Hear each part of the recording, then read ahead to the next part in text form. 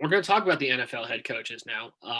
The one that's been official over the last couple of days is an offensive coordinator for the Colts, Nick Sirianni. He becomes the head coach of the Eagles. What I think is interesting here is they fired Doug Pederson, who was Andy Reid's offensive coordinator.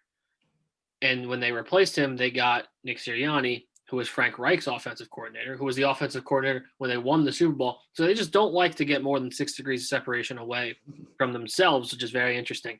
But this is kind of an out of the box hire, one that, Nick Sirianni was not a guy who was, thought of to be a top head coaching candidate.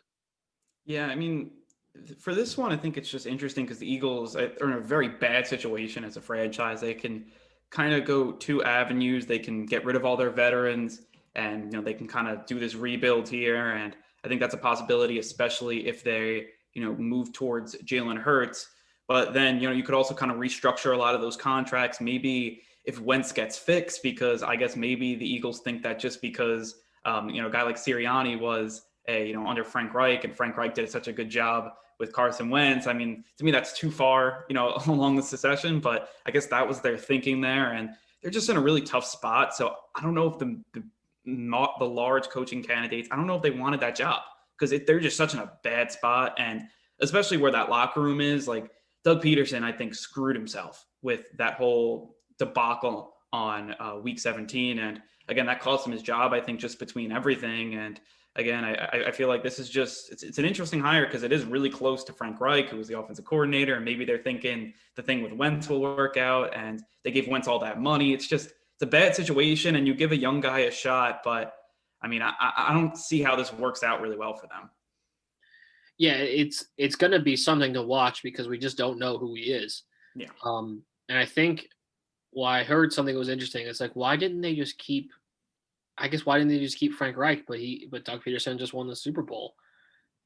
Why didn't they just keep Doug Pederson? Like, the reason they don't keep Doug Pederson, I guess, is because he wanted to go with Jalen Hurts. Well, then why did you draft Jalen Hurts in the second round? There's 1,000 questions you can ask about this team. Like, why did they do that? Like, you let Frank Reich walk away. There's not much you can do about that because you just won the Super Bowl. Your offensive coordinator is going to get a job. That's fine. Whatever. Why are you drafting Jalen Hurts in the second round? Why are you firing the coach who believes in Jalen Hurts? And it sounds like it's possible that all the decisions made in the second half against Washington on Sunday Night Football were not Doug Pederson's decisions.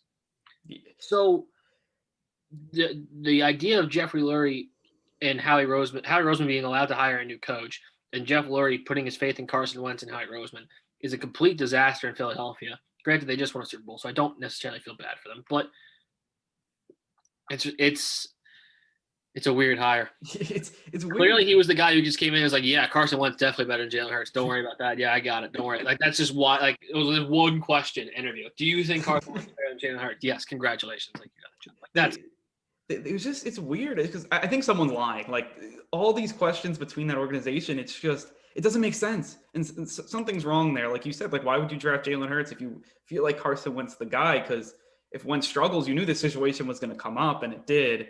And you're kind of tied to Carson Wentz. I understand that with the cap situation. And even if you trade him, you don't get really a cap relief year one. So that doesn't really help their problems.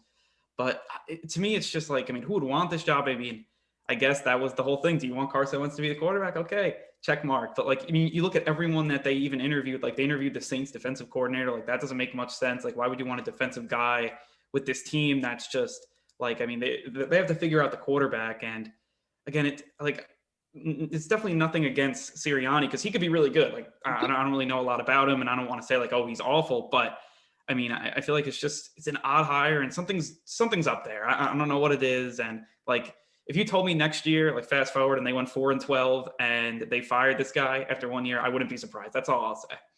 Yeah, I think that the Jalen Hurts situation is interesting because to not put the organizational faith behind Jalen Hurts, who showed nothing but an ability to play quarterback better than Carson Wentz could this year. And yeah, maybe Wentz was hurt. I don't know. He's hurt all the time though. So if you're gonna say, oh, he was hurt, but he's hurt every single year of his career, like you have to have a guy who isn't gonna get hurt. I don't know. Doesn't make a lot of sense.